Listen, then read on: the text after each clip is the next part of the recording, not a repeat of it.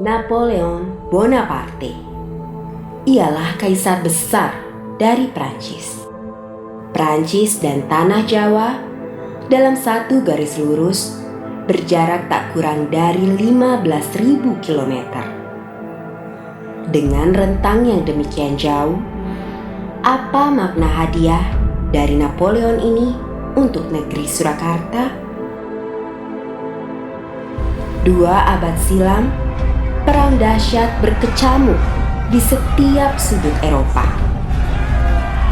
Perang ini merupakan buah dari ambisi Napoleon Bonaparte untuk menguasai seluruh Eropa. I say, I am Napoleon. I am Emperor.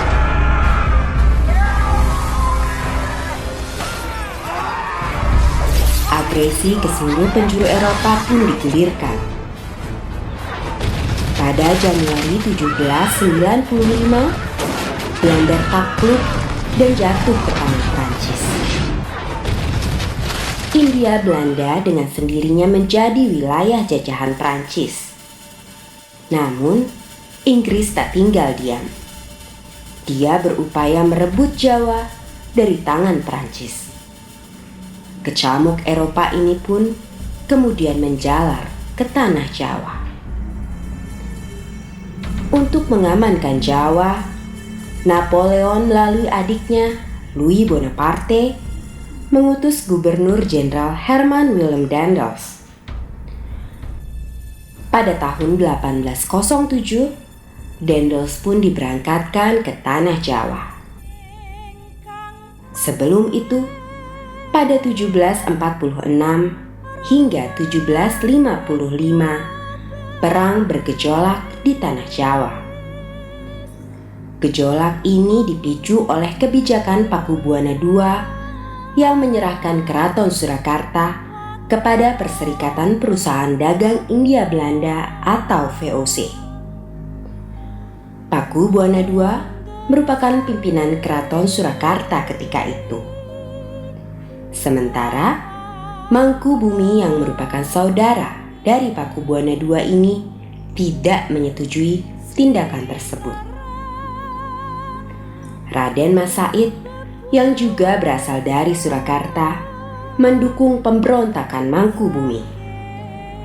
Kemudian, dia pun menuntut haknya untuk menjadi penguasa.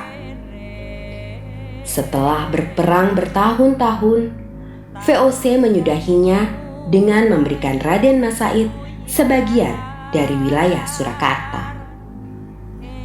Ia lantas berkuasa penuh dengan gelar Kanjeng Gusti Pangeran Adipati Aryo Mangkunegara I.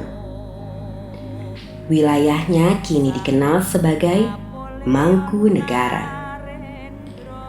Tahtanya pun dilanjutkan oleh Mangkunegaran II sejak 1796 hingga 1835. Pada masa pemerintahan Mangkunegaran II inilah Jenderal Daendels tiba di Pulau Jawa.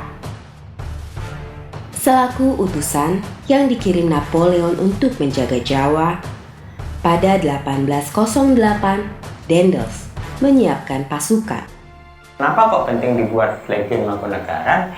Ini kan dalam rangka Legiun ini yang pasukannya terdiri dari orang-orang Jawa supaya nanti membantu pemerintah Hindia Belanda menghadapi serangan Inggris. Legiun Mangkunegaran merupakan pasukan modern pertama di tanah Jawa.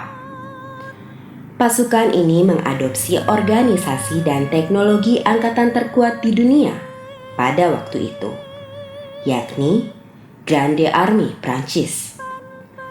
Grande Army Prancis beroperasi di bawah komando Napoleon Bonaparte. Pada 29 Juli 1808, Daendels menetapkan keberadaan Legiun Mangkunegaran dalam pasukan gabungan Prancis Belanda Jawa untuk melawan Inggris. Pembiayaan dan perawatan pasukan disediakan oleh pemerintah Prancis. Di bawah Daendels, seragam pasukan Legiun Mangkunegaran pun mengadopsi busana Prancis. tak hanya pada seragam. Jejak pikiran Napoleon juga nampak dalam sistem pertahanan, administrasi, dan peradilan. Pengaruh Prancis ini pun mewujud pada arsitektur bangunan serta properti Pura Mangkunegaran. Pura Mangkunegaran ini dibangun di tengah kota Surakarta. Pura Mangkunegaran didirikan pada 1757 dalam Perjanjian Salatiga. Secara struktur, kedudukannya berada di bawah Keraton Surakarta, yakni sebagai kadipaten. Posisi Keraton Surakarta inilah yang membuat Napoleon memberikan hadiah melalui utusannya kepada Pakubuwana IV sebagai pimpinan tertinggi di Surakarta ketika itu. Kedua hadiah ini disimpan di Radia Pustaka yang pada masa pemerintahan Pakubuwana IX menjadi tempat penyimpanan surat-surat keraton. Secara etimologi, kata radia berarti pemerintah, sementara pustaka bermakna surat. Seiring berjalannya waktu, yang disimpan di dalam tempat ini tidak hanya surat, tetapi juga berbagai benda penting yang berhubungan dengan keraton. Di masa Republik Indonesia, tempat ini pun menjadi museum.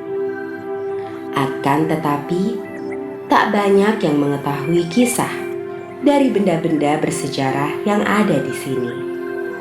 Semua seakan bisu ditelan waktu.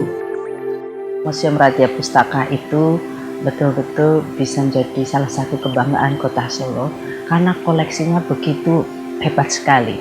Mengingat ada jejak Napoleon Bonaparte di Solo dan barang-barangnya itu ada. Saya berharap museum ini bisa menggaungkan Kota Solo yang lebih bagus lagi dan bisa lebih direvitalisasi dengan adanya film-film pendek tentang apa makna barang itu ada di sini.